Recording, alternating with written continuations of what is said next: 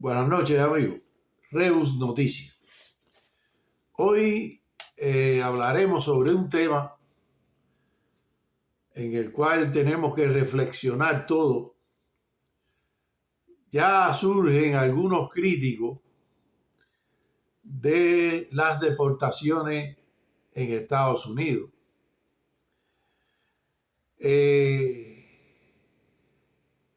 Esto va a traer dudas en alguna parte de la población y queremos reflexionar sobre esto. Nosotros cuando llegamos a Estados Unidos,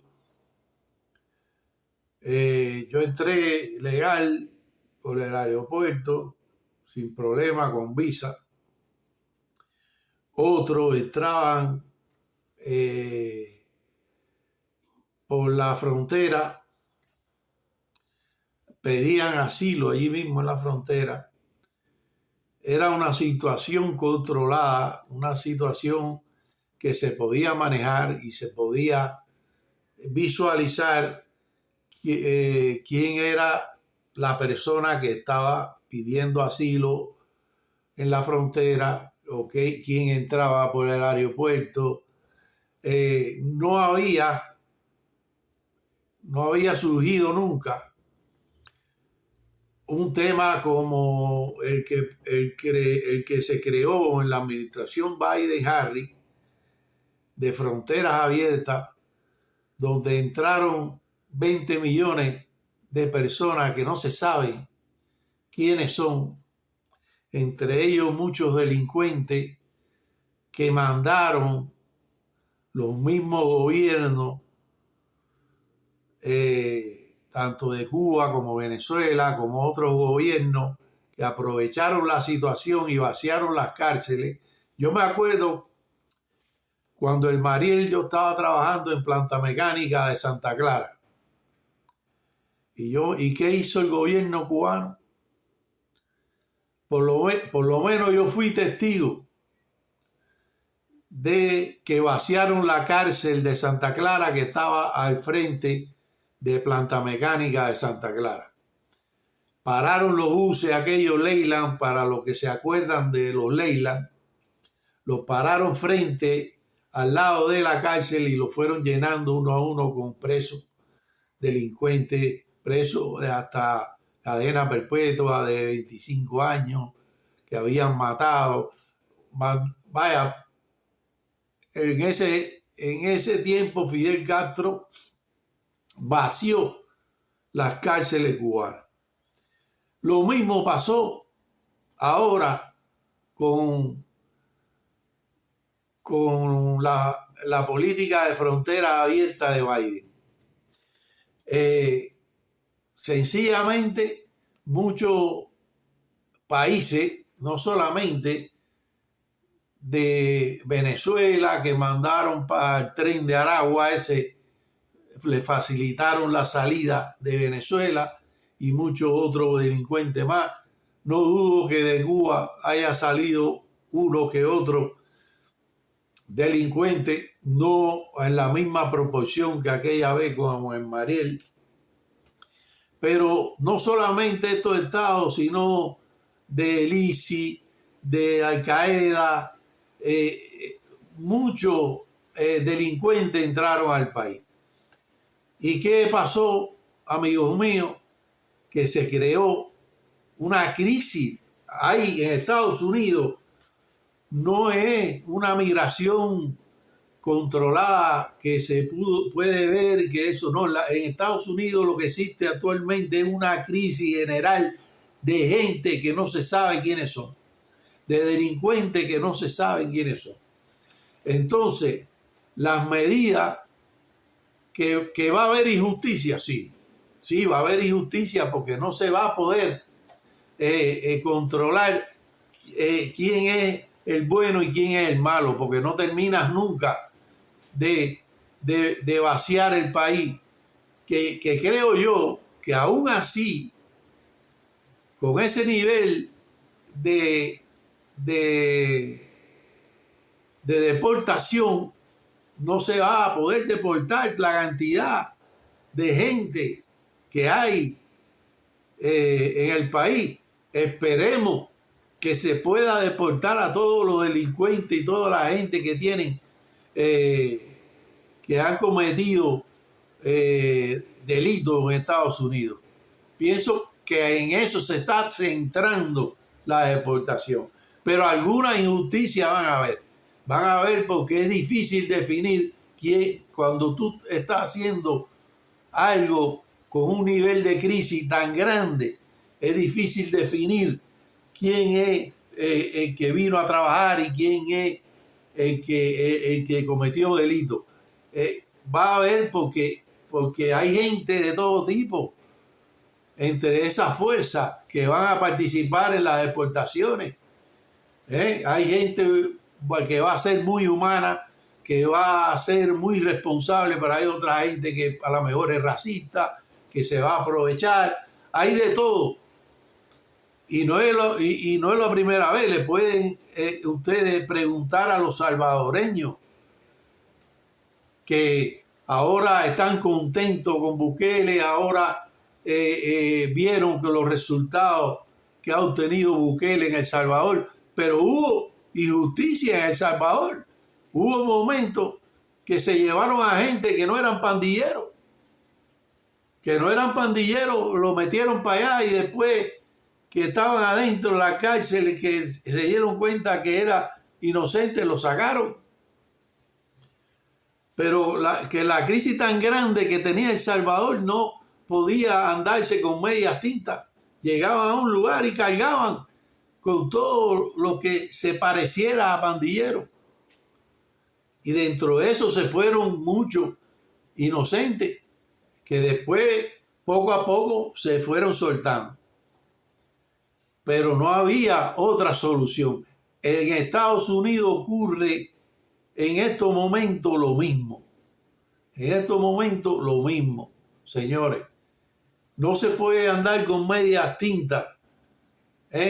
Desgraciadamente, incluso hay un abogado en el programa de Cao que estaba diciendo que estaba de acuerdo con esto, pero con esto no.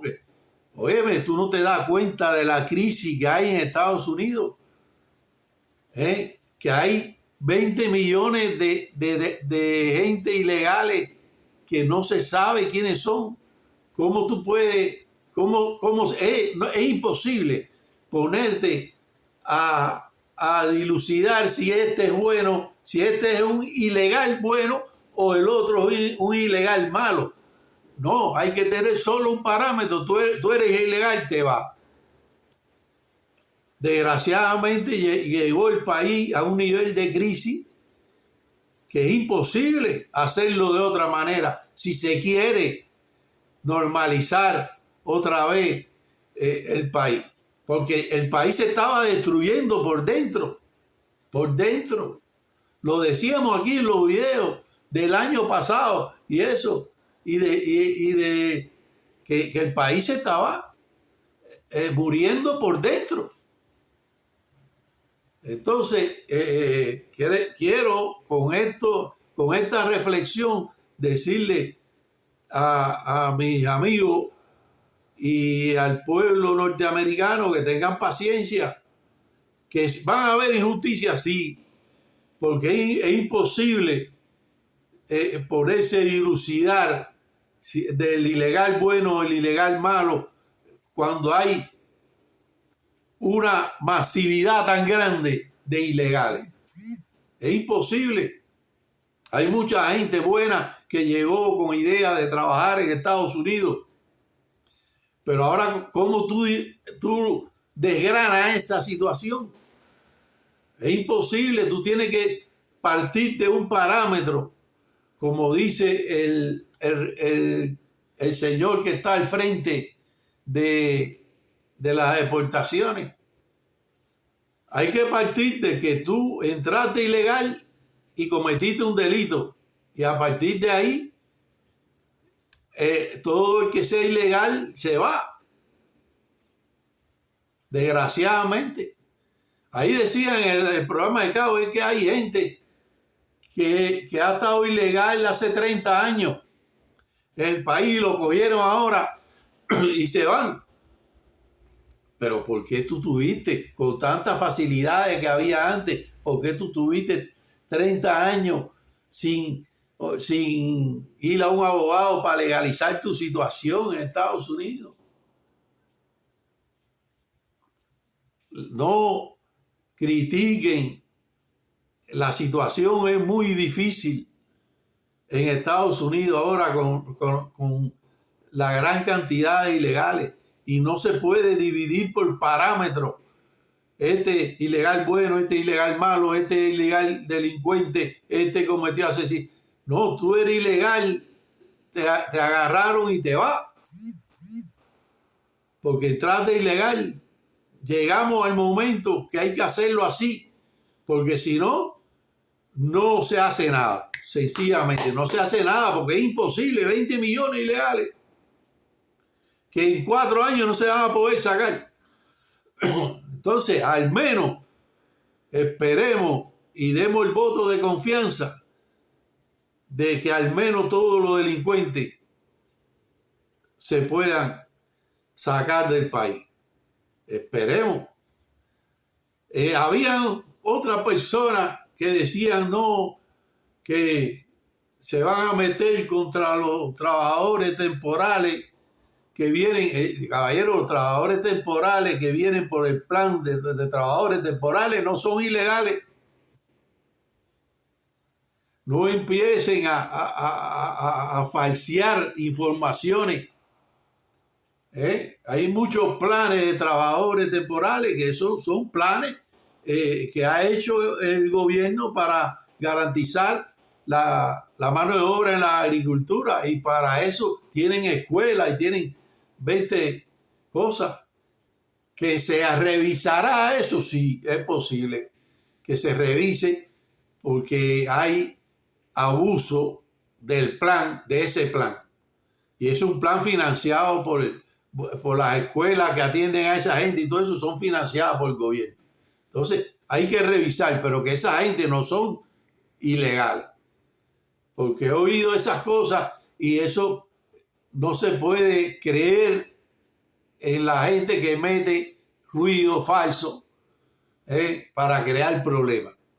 Ahora, lo que nadie debe esperar es que si un ilegal lo cogió migración, de que se va a ir, lo que sea una persona buena, sea que sea, no se puede en el nivel de crisis migratoria que llegó el país, tener medias tintas, porque no, entonces no se haría nada, no se limpiaría el país. Entonces es una reflexión que convoco a todo el mundo a pensar. En El Salvador, como les decía, todo el mundo está contento con Bukele ahora, pero hubo injusticia, porque no se puede, en un país tan chiquitico como El Salvador, no se podía tener medias tintas. Todo el que parecía pandillero se iba para adentro. Y se fueron gente inocente que después fueron soltando, como les decía a ustedes. Porque es así. Cuando hay un nivel de crisis tan grande, no se puede tener medias tintas. No se puede tener. No se puede tener. Es así. En otras noticias, Trump decía, en una conferencia de prensa hoy, que la aplicación de aranceles a México y a Canadá iba a empezar mañana. Parece que ha surgido porque toda esta situación de fuerza trae consigo sentar a la gente a negociar también. Entonces parece que la cosa se va a atrasar un mes más, porque México y Canadá quieren llegaron a algún acuerdo con algunas, y me parece bien, porque hay algunos productos mexicanos, principalmente de alimentación, como aguacate, todas esas cosas. Acuérdense que nosotros compramos mucho aguacate mexicano. Hay cosas que se van a liberar de los aranceles. Pero lo que sí no se va a liberar de los aranceles en México son los automóviles. Acuérdense que se estaban vendiendo en Estados Unidos Volkswagen hecho en México, que en realidad eran de fábrica china. Entonces lo metían libre de impuestos en Estados Unidos por el Tratado de Libre Comercio entre Estados Unidos, México y Canadá. China metía los productos por la frontera de México, o sea, lo mandaba a México, de México lo pasaban a Estados Unidos sin aranceles y destruían la industria estadounidense, de los automóviles sobre todo, porque entraban los automóviles chinos, esos baratos, por la frontera de México, y los automóviles norteamericanos no podían competir y estaban destruyendo. General Motors estaba sufriendo con eso y un montón de industrias, y eso se dio cuenta Trump y dijo: no, aquí aranceles para todos los productos mexicanos, 25%. Pero parece que se va a negociar, y esa me imagino yo que sea la intención de esta imposición de fuerza. Igual con Canadá, estaba pasando lo mismo, entraban los productos chinos por Canadá y se iban fácil. Esa es la razón de la imposición de aranceles. No es otra, no, para que no, porque en internet he visto Chimbao, esa que la presidenta de México para a Trump, esto, lo otro. Mentira, ninguno ha parado a Trump, ni ninguno. Trump va a hacer lo que tiene que hacer. Vamos rápidamente a la guerra de Ucrania, donde en la semana del 25 al 31 de enero, en la zona de operaciones del Grupo Norte, las bajas del ejército ucraniano ascendieron a 2.200 militares. En la zona del Grupo Este, las bajas del ejército ucraniano han ascendido a 2.425 soldados. En la zona del Grupo Sur, 1.445. En la zona de operaciones del Grupo Centro, donde está Pokrovsk, 4.000 militares han sido la baja del ejército ucraniano. Y en el Dnieper, 315, para un total de 11.200 bajas del ejército ucraniano en solo una semana. Para que ustedes vean que ya se está desangrando el ejército ucraniano. Está perdido. Ya yo no sé por qué mantienen luchando. Ya vieron que en Velika Novosilka los mismos soldados ucranianos se mandaron un video diciendo que lo habían dejado abandonado a la muerte, y así mismo fue, lo cercaron y ahí no sobrevivió nadie.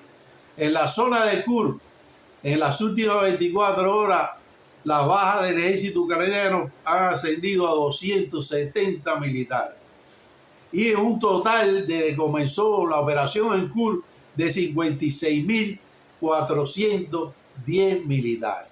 Amigos, esa guerra hay que acabarla, como dice Trump, de una manera o de otra.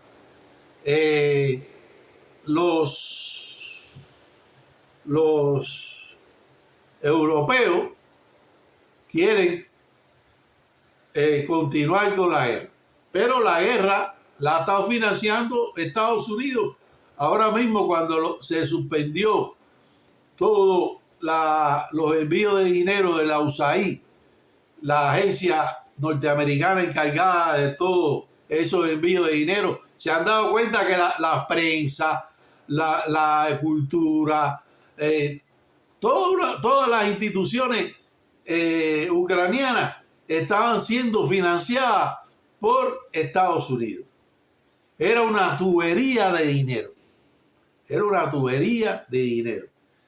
Tanto es así que Trump congela las relaciones con Bruselas, con la Unión Europea, a favor de negociaciones directas con líderes de los países de la Unión Europea. La administración de Donald Trump ha decidido abandonar los trámites con la Unión Europea, según políticos. Altos funcionarios europeos como Ursula von der Leyen, Kaja Kallas, están al margen de la diplomacia estadounidense. Esos son los... von der Leyen es la máxima mandamás de la Unión Europea y Kaja Kallas es la canciller de la Unión Europea. Y no quieren hablar con ninguno. Ningún representante de la Unión Europea fue invitado a la toma de posición de Trump.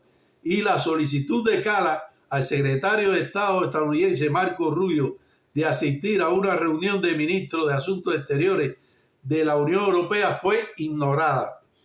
En cambio, Rubio está en contacto activo con ministros de Asuntos Exteriores de Polonia, Italia, Lituania, Letonia, y el propio Trump ya ha discutido estos temas directamente con la primera ministra danesa, Mette Frederiksen. Para Bruselas se trata de una ducha fría, porque hasta hace poco las relaciones de Estados Unidos con la administración Biden eran mucho más cálidas y amistosas. Claro, estaban en componenda. Ahora Trump confía en negociaciones directas con las capitales europeas, ignorando a la Unión Europea. Muy bien hecho, muy bien hecho. Porque la Unión Europea lo que está haciendo es acabando con las naciones europeas. Alemania está en quiebra, Francia está en quiebra. Es